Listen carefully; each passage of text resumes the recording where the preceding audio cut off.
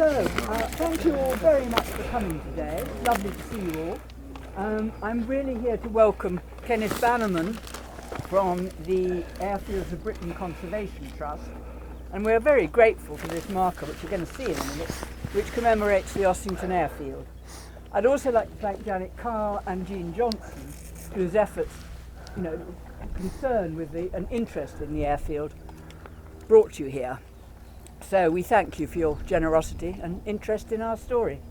We've got 3 people here I've seen who remember the days when the airfield was built and occupied. Richard Weaver, Jean Johnson, and I also saw Frank Ward getting out of a car somewhere. Where's Frank? There he is, exactly, complete with Union Jack. So the arrival of these thousands of young men and women from all over the world, training to save our island from invasion, must have been extraordinary. The airfield here was dedicated to training crews and repairing planes. The training of new crews was a prodigious effort and apparently much more successful than the Germans managed to do, and largely therefore related to our eventual winning of the war. But as necessary was the repair of damaged planes, which was carried out on the whole by women, and they were based just behind North Park Farm, where the concrete bases of the sheds they worked in are the only trace that remains of their work, except for the fact that we're all still here. For those of us who weren't around then, I think just a few reminders. Almost 1 million men and women served or supported Bomber Command during World War II. More than 55,000 of them died. Only 30% of those who flew reached the end of World War II without being killed, injured or taken prisoner. Bomber Command crews came from over 60 different countries, and that the international nature of the people who were here is also interesting. Every member was a volunteer, and the average age at death was 23. As we continue to be appalled by the present war in Ukraine, we are reminded of the debt we owe to those men and women who flew and fought and worked to protect us from invasion. So, thank you. Would you like to say something, Mr. Weaver, just before we carry on? Well, all I can say is that I was born in the village. I saw the airfield being built, and then afterwards the village was, believe it or not, so many airmen. We were swamped with about 1,000 airmen, 250 WAFs over there, goodness knows what. And this was in a little tiny village, very, very quiet, etc., etc. But suddenly it became alive. I can't really want to elaborate on that. Probably I will later on when I open out, when we get to the village hall. Yeah, right. Thank you very much. Would you like to say anything, or Janet? Well, no, only that we're very grateful to the Airfields of Britain Conservation Trust for providing the memorial. The village had been conscious that there was nothing here to commemorate the fact that so many people came to the village and changed the village completely. And so we're really pleased that we can now have a marker to commemorate all of those people and what they did for us. So thank you very much. Thank you, thanks. Well, first of all, thank you all so much for attending today. My name is Kenneth Bannerman. I'm the Director General, the founder and head of the Airfields of Britain Conservation Trust, or as we alternatively call it by its initials, ABCT. If you just type in the initials, you will find instantly on the web our globally extremely popular 3,500 pages website. And we are also, it's just worth noting, that we are essentially the world's first national airfield charity. It's quite revolutionary what we do. So first of all, we're just so pleased to be here, and naturally we all hope you're keeping first and foremost all safe and well, given what we've been through over the last well over 2 years. Why I mention that is that the last full-size memorial ABCT actually unveiled was in Northern Ireland way back in October 2019. So just naturally with COVID and thinking about public health and safety. I think, you know, we're just being fully responsible. But we can safely say that as regards to our memorials, ABCT is well and truly back in action. And then, if you haven't noticed, we will also be unveiling a similar memorial tomorrow morning to commemorate Winthorpe Airfield, and that is at the entrance to the Newark Showground. So bear in mind that we've been trying to get these two memorials going since quite a while before this dreadful business involving COVID. Now, just give you a quick potted history of the airfield and why this so supremely matters to all of us, looking at the big picture. As Mrs. Dennison has said, it dates back to quite some time back into World War II. So the land here was officially requisitioned by the military in October 1940. It took the usual year or so for the airfield to be then constructed. Now, without going into all the facts and figures here, Ossington, just to say, has a very complicated history when it comes to the opening and closing dates. And but we've managed to find the precise dates for the opening and closing. And my word, was that difficult, let me tell you.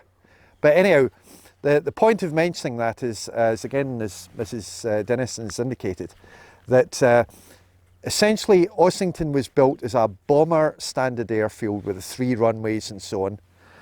And it opened under RAF Bomber Command Control just at the end of the 3rd quarter of 1941. But then at the start of 1942, control switched to Flying Training Command, and this is when flying actually started. There's this confusion about when the airfield actually opened.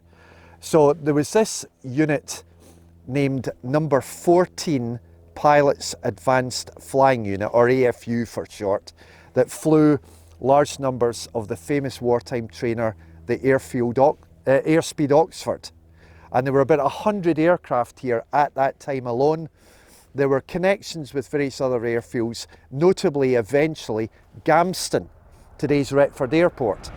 So that was the relief landing ground, which later, as I'll mention in a few seconds, became the satellite airfield. Although there were other airfields involved in the early days, like Langer, for example.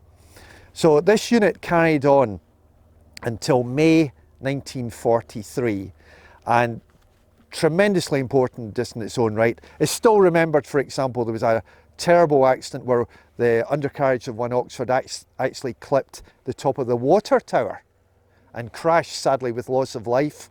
Then the airfield was bombed twice in one night the same year. It's also worth incidentally mentioning there was the nearby decoy airfield of Upton. You'll know the name anyhow, but there was a decoy airfield there during 1942, and that carried on into the end of 1943. However, months before that, in May 1943, the AFU moved to Banff in northern Scotland. And one of the airfields it was associated with, you'll know the name anyhow, Fraserburgh, the famous Scottish fishing port. So why I mention that is regards to ABCT, we will be in action there very, very imminently with another of these, apart from anything else. So the AFU was replaced by number 82 Operational Training Unit, or OTU, which flew Vickers Wellingtons in the main.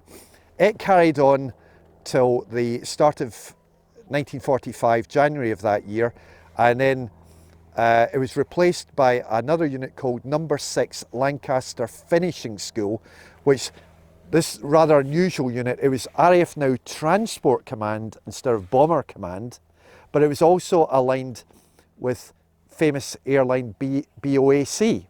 So it was a mixed training unit, and this involved training air crews and associated staff for flying as far afield with civil aircraft eventually as New Zealand. So if anyone is travelling to the other world today, this is what I mean about the social relevance.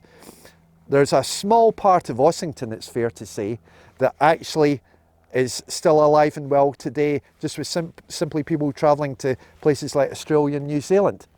This unit then finally morphed into number 1384 Heavy Transport Conversion Unit. And by this time, instead of flying Avro Lancasters, they switched to flying the Lancaster's developed aircraft called the Avro York, which is still fully remembered today. That was the transport version really of the Lancaster. This unit eventually departed in the spring of 1946. After that, Ossington gradually wound down. And then again, contrary to what people might think, the actual closing date was October 1946. Now after that, this is one of the many myths surrounding Britain's airfields. But for example, by the following year, there was some very sad criticism of this airfield and elements like, say, the House of Lords, for example. You know, really sad, given all the heroism and bravery being carried out here. Then some of the older residents may remember, for example, sugar was stored here in considerable numbers. Tons and tons of sugar. And over one Christmas and New Year period, there were quite a few robberies carried out here. They stored them in buildings around the airfield. Also things like motorsport to a slight degree.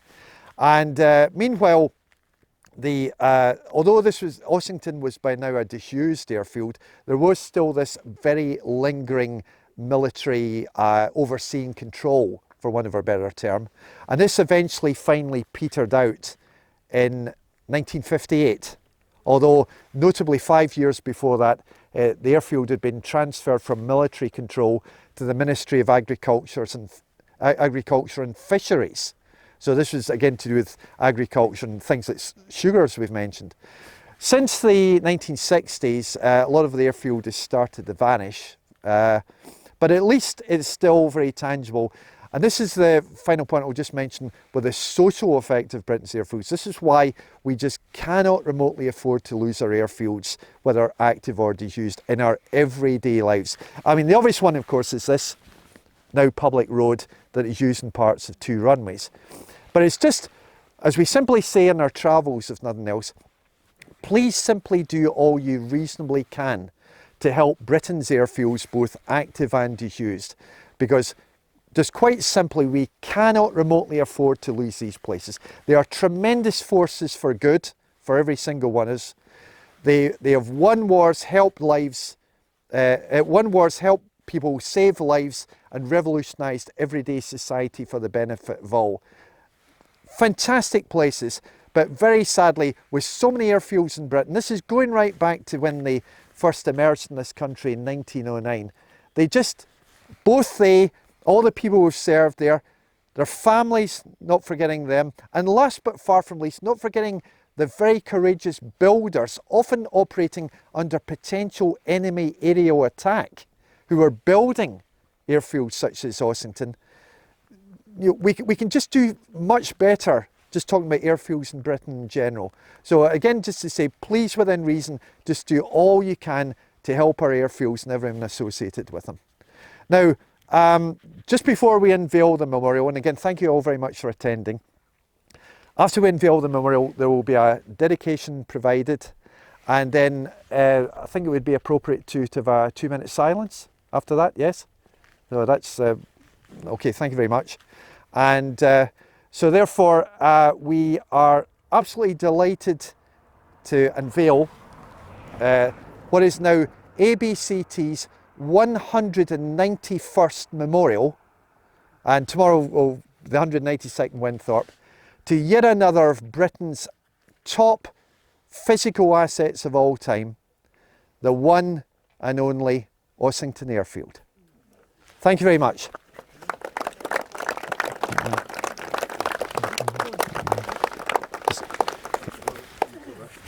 Hey, come on, Janet. Come on, if you'd like, come on. We'll get each unveil as well. There we go, all together. Okay, right. 1, 2, 3.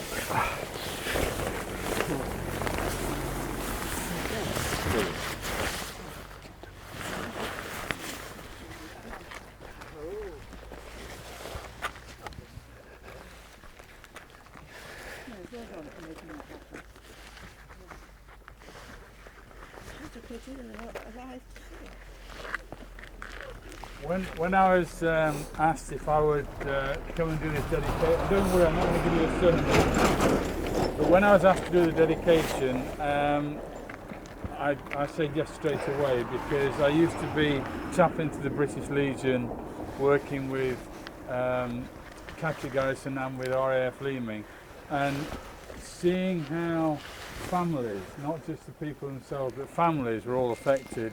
And of course this dedication, which I'm going to do now, is not just to the people who worked here, but the families of all those who were affected, and to the community, all affected by the airfield being here. So, a short prayer of dedication. Almighty and eternal God, we thank you for all our days and for the many people who have blessed us throughout our lives. We especially remember and give thanks this day for those who have served among us and who now rest in you. We thank you for sharing them with us and for receiving them with your love. We thank you for the work and dedication of the people who worked here at this very spot, at this RAF training airfield, particularly between 41 and 46. Much of the development work which they worked on is still used and valued today in our daily lives. We thank you for the work of the airfields of British Conservation Trust, which has enabled this memorial to be placed here as a reminder of that work and the role that this community of Ossington had during the war, and we today dedicate this memorial to their memory. May we also each dedicate ourselves anew to your love and work of compassion and mercy, and grant that we may be united in the full knowledge of your love and the unclouded vision of your glory through Jesus Christ our Lord. Amen. Amen.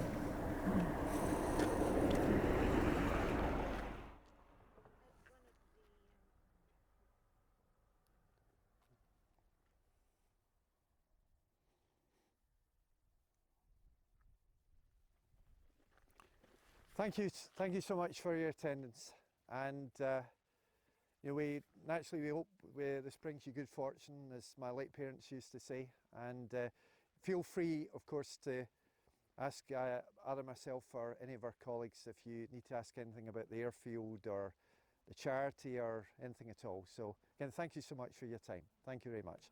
Thank you for your work.